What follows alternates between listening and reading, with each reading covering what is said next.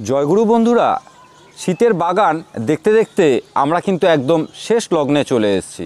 এবার প্রশ্ন হচ্ছে, আগামী বছরের জন্য আমাদের বাগানের গাছগুলিকে যত্ন করে রাখা, যাতে আমাদের এই গাছগুলো থেকে আগামী বছরে আমরা শীতের গাছের চারা করতে পারি। তা কিছুদিন আগেই চন্দ্রমল্লিকার মাদার সংরক্ষণের একটি ভিডিও করেছিলাম, যেটা অলরেডি আপনারা দেখেছেন, এবং গত বছর কিন্তু ডালিয়া ফুলের কন্দ সংরক্ষণেরও একটি ভিডিও করেছিলাম, যেটা আপনারা অলরেডি দেখেছেন। কিন্তু প্রশ্ন হলো, শহরে প্রচুর বন্ধু রয়েছে, আমার সরাসরি যারা পরিচিত এমন অনেকেই রয়েছেন যারা খুব ছোট পরিসরে বাগান করেন।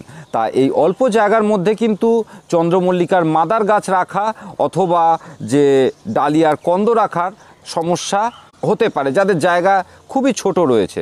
তা সেক্ষেত্রে আজকে এই ভিডিওতে আমি আলোচনা করব কিভাবে এরকম একটি ছোট দেশলাই বাক্সের মধ্যেও আপনারা কিন্তু আপনাদের আগামী বছরের শীতের বাগানকে রাখতে পারেন। নমস্কার বন্ধুরা, আমি মিন্টু নন্দী। আপনারা আরও একবার দেখতে শুরু করেছেন আপনাদের পছন্দের ইউটিউব চ্যানেল হবি গাইড নন্দী। রোজকার মতো আমি রয়েছি এবং আমার সাথে রয়েছে আমার ছোট মেয়ে মৌমিতা নন্দী। নমস্কার। তা আজকে এই যে ভিডিওটি রয়েছে, ভিডিওর থাম্বনেলের শব্দটি দেখেই আপনারা বুঝতে পাচ্ছেন সম্পূর্ণ বিষয়টি একটি ধাঁধার মতো। অনেকেই ভাবছেন গোটা শীতের বাগান কি করে আঁটবে এই রকম ছোট্ট একটা দেশলাইয়ের বাক্সের মধ্যে। তা সেক্ষেত্রে বন্ধুরা বলি, কবি সুকান্ত ভট্টাচার্যের সেই আগামী কবিতার বিখ্যাত লাইনটা আপনাদের মনে আছে তো? ক্ষুদ্র আমি, তুচ্ছ নই, জানি আমি, ভাবি বনস্পতি। ঠিকই ধরেছেন বন্ধুরা। আজকে আমরা কথা বলবো বীজ সংগ্রহ নিয়ে। কিভাবে আমরা বীজ সংগ্রহ করে সেই সিড জার্মিনেশন করে বীজের অঙ্কুরোদ্গম ঘটিয়ে আগামী বছরের জন্য শীতের চারা তৈরি করতে পারি। শীতের বাগানে যদিও প্রচুর গাছ রয়েছে, তবে মূলত আমরা আজকে কথা বলবো শীতের বাগানের সবথেকে জনপ্রিয় দুটি ফুল গাছ নিয়ে। একটি হলো চন্দ্রমল্লিকা এবং দ্বিতীয়টি হলো ডালিয়া। তা চলুন কাজ শুরু করা যাক, কথা না বাড়িয়ে। যারা আজ প্রথম আমার এই চ্যানেলটি দেখতে শুরু করলেন, অনুরোধ রইল অন্তত একবার চ্যানেলে ভিজিট করে নেবেন। যদি ভালো লাগে তাহলে লাইক এবং সাবস্ক্রাইব করে সাথে থেকে যাবেন। আর যারা সাথে রয়েছেন তাদের সকলকে তো অসংখ্য ধন্যবাদ। আর খুব গুরুত্বপূর্ণ একটি বিষয় এবং গুরুত্বপূর্ণ একটি টপিক, আশা করি এ ধরনের টপিকে আপনারা ভিডিও হয়তো দেখেননি বা খুব কম বিদেশি কোনো চ্যানেলের ভিডিও দেখেছেন। তা স্কিপ না করে দেখলে সম্পূর্ণ বিষয়টি কি আপনার খুব কাজে লাগতে পারে এবং এই রকম একটি ছোট্ট জায়গার মধ্যে কিন্তু আপনি আপনার আগামী বছরের শীতের গাছের বীজগুলোকে সংগ্রহ করে রাখতে পারেন। তো চলুন দেখে নিই সবার প্রথমে চন্দ্রমল্লিকা গাছের বীজ আমরা কিভাবে সংগ্রহ করতে পারি এবং সংরক্ষণ করতে পারি, এবং তারপরে পর্যায়ক্রমে আমরা আলোচনা করব ডালিয়া ফুল নিয়ে। বন্ধুরা, কিছুদিন আগে চন্দ্রমল্লিকার মাদার সংরক্ষণের যে ভিডিওটি করেছিলাম, দেখুন গাছটিতে কিন্তু নতুনভাবে বৃদ্ধি অলরেডি শুরু হয়ে গেছে। কিন্তু আজকে আমরা যেটা নিয়ে কথা বলবো, এই দেখুন চন্দ্রমল্লিকার যে সব ভ্যারাইটিগুলোতে খুব ভালো কিন্তু বীজ তৈরি হয় না।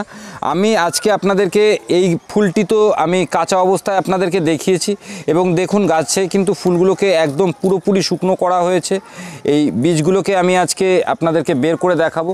এটি হলো পমপম ভ্যারাইটির একটি গাছ।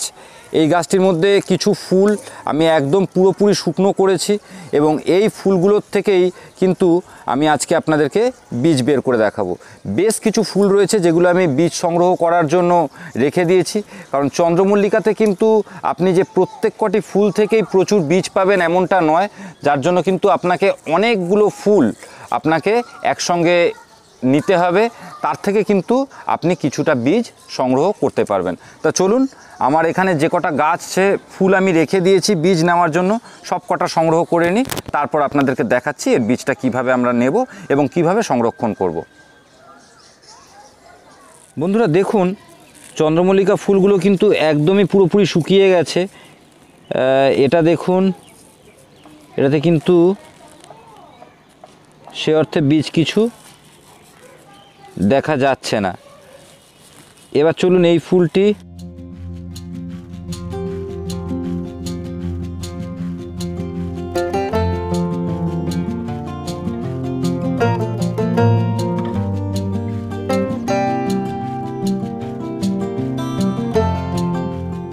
চলুন পাপড়িগুলো সরিয়ে নিলে আমরা বুঝতে পারবো যে আলটিমেটলি এতে কিছু বীজ কি সামনের বছরের জন্য রাখার মতো পাওয়া গেল কি না। খুব সাবধানে বন্ধুরা, যেহেতু বীজগুলো খুব ছোট এবং চন্দ্রমল্লিকার কিন্তু যে প্রত্যেক কটি ফুল থেকেই একদম প্রচুর বীজ হবে এমনটা নয়, তাই এগুলো কিন্তু আপনি প্রায়শই শুনে থাকবেন, অনেকেই বলে যে বীজের চারা, অথবা যেখানে শুকনো গাছগুলো ফেলেছিল সেখান থেকে 2-4টে চারা বেরিয়েছে।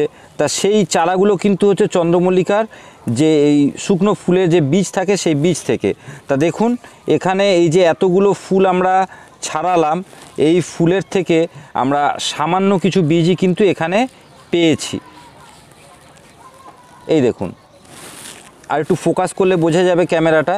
এই দেখুন, বুঝতে পারছেন যে এই যে বীজগুলো রয়েছে এখানে, যে মানে যে জিনিসগুলো অবাঞ্ছিত, এই পাপড়ির অংশ, শুকনো ফুলের অংশ, এগুলোকে যতটা সম্ভব আমরা বাদ দিয়ে দেবো। এবং এই যে ফুলের যে বীজগুলো রয়েছে, যে এই বীজগুলো কিন্তু আমরা সংগ্রহ করে এই টিস্যু পেপারটিকে কিছুটা ছত্রাকনাশক প্রয়োগ করে ভিডিওতে দেখানো পদ্ধতি মতো এভাবে আমরা মুড়ে নিয়ে এভাবে ভাঁজ করে নিয়ে এটিকে আমরা একদিন ইনডাইরেক্ট সানলাইটে রেখে দিয়ে টোটাল বীজগুলোকে কিন্তু এই রকমভাবে আমরা একটা ছোট্ট জায়গার মধ্যে রেখে। বন্ধুরা এখানে দেখুন আমরা কিছু মানে বাড়তি হয়ে যাওয়া বা শুকোতে শুরু করা ডালিয়া ফুল কেটে নিয়েছি। এই যে একটি ফুল কেটে নিয়েছি, এর পরবর্তী পর্যায়ে দেখুন এই যে ফুলটা রয়েছে, এই ফুলটা এর থেকে আরও বেশি কিছুটা শুকিয়েছে। এর পরের ধাপের যদি বলতে পারেন, এই দেখুন ফুলটা তারপরে এরকম পর্যায়ে আসে এবং এর পরবর্তী পর্যায়ে দেখুন পাপড়িগুলো একদম শুকিয়ে পুরোপুরি নিচের দিকে এসে গেছে এবং পুরো শুকিয়ে গেছে। তা সেক্ষেত্রে যদি আমরা বীজ সংগ্রহ করতে চাই, এই রকম ফুল কিন্তু সংগ্রহ করলে কখনোই চলবে না। কারণ এটাও আমি আপনাদেরকে খুলে দেখাবো, এর মধ্যে সিড ফরম্যাট করেছে কিন্তু সেগুলো এখনও একদম ম্যাচিওর হয়নি। এর পেটালগুলোকে প্রথমে আমাদের পাপড়িগুলোকে পুরোপুরি আলাদা করে ফেলতে হবে। তাই পাপড়িগুলো আলাদা করলে আমি আপনাদেরকে দেখাচ্ছি যে এতে বীজ যদিও বা এখন তৈরি হয়েছে, কিন্তু তা থেকে জার্মিনেট করে আমরা কিন্তু চারা তৈরি করতে পারবো না। এই জায়গাটাকে ফোকাস করলে এই টিস্যু পেপারের উপরে আমি বীজগুলোকে রাখছি, আপনারা বুঝতে পারবেন। দেখুন বন্ধুরা, এই যে এতেও কিন্তু বীজ তৈরি হয়েছে, কিন্তু এই বীজগুলো কিন্তু একেবারেই পরিপক্ক হয়নি, যার থেকে আমরা চারা তৈরি করতে পারবো। দেখুন বীজগুলো একদমই কাঁচা রয়েছে। এই যে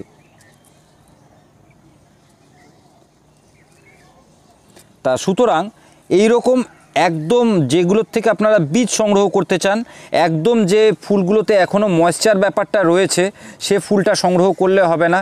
এই ফুলটি দেখে আপনার মনে হতে পারে এটি বেশ পুরনো, এতে হয়তো সিড ফরম্যাট করেছে। তা সেক্ষেত্রে দেখুন এতেও বীজ যদিও বা হয়েছে, কিন্তু বীজ কিন্তু এখনও একেবারেই পরিপক্ক হয়নি। তা এবার আমরা এর থেকে একটু পুরনো যে ফুলটা নিয়েছি, সে ফুলটা একবার আমি ভেঙে দেখাই। সবার প্রথমে পাপড়িগুলো কিন্তু আমাদেরকে আলাদা করে দিতে হবে, কারণ পাপড়িগুলোর থেকে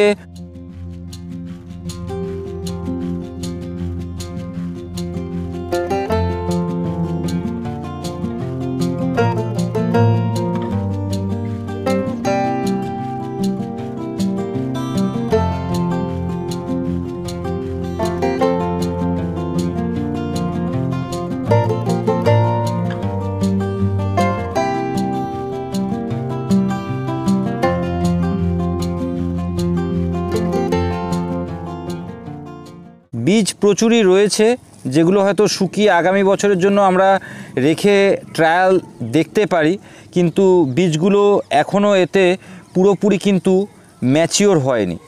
চলুন ফাইনালি দেখুন এইখানে একটি ফুল আছে এবং এই একটি ফুল আছে। এই ফুলটি এক্ষুনি মেয়ে এর পাপড়িগুলো ছাড়িয়ে দিল। এই ফুলটির কিন্তু পাপড়িগুলো আমি আগেই ছাড়িয়ে দিয়েছিলাম এবং তারপরেও বহুদিন ছিল গাছের মধ্যে এটি। দেখা যাক এতে বীজের কি পরিস্থিতি হয়েছে।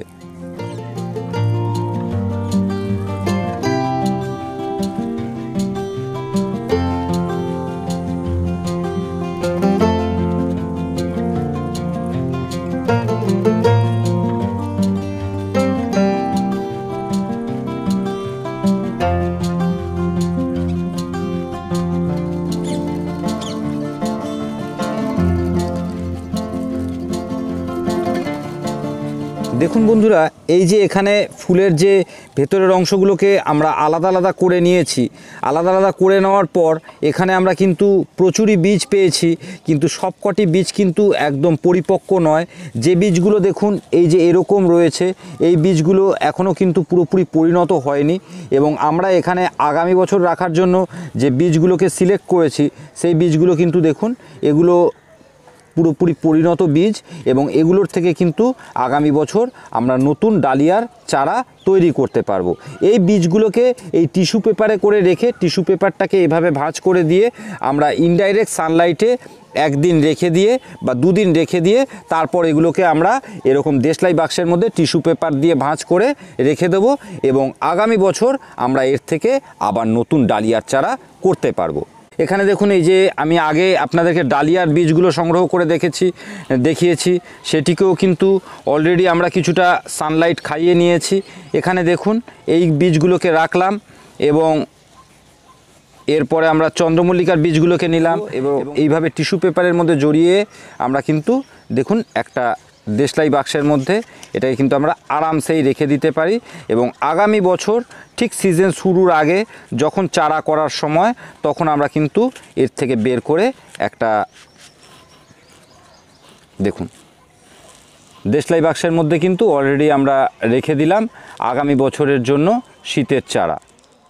তো বন্ধুরা, আশা করি এই নতুন পদ্ধতি দেখে এবং শিখে আপনারাও কিন্তু খুব অল্প জায়গার মধ্যে আপনাদের শীতের গাছগুলির বীজ সংগ্রহ করে সংরক্ষণ করতে পারবেন। কারণ যত অল্প জায়গার মধ্যে আমরা রাখতে পারবো, তত কিন্তু অল্প জায়গার মধ্যে আমরা বাগানটাকে গুছিয়ে করতে পারবো। তা যদি ভিডিওটি ভালো লেগে থাকে অবশ্যই একটি লাইক করবেন, এবং এ জাতীয় নতুন নতুন ভিডিও নোটিফিকেশানের জন্য আজই সাবস্ক্রাইব করতে পারেন আপনাদের পছন্দের ইউটিউব চ্যানেল হবি গাইড নন্দী। তা সকলে ভালো থাকবেন, সুস্থ থাকবেন, সাবধানে থাকবেন। Happy gardening friends.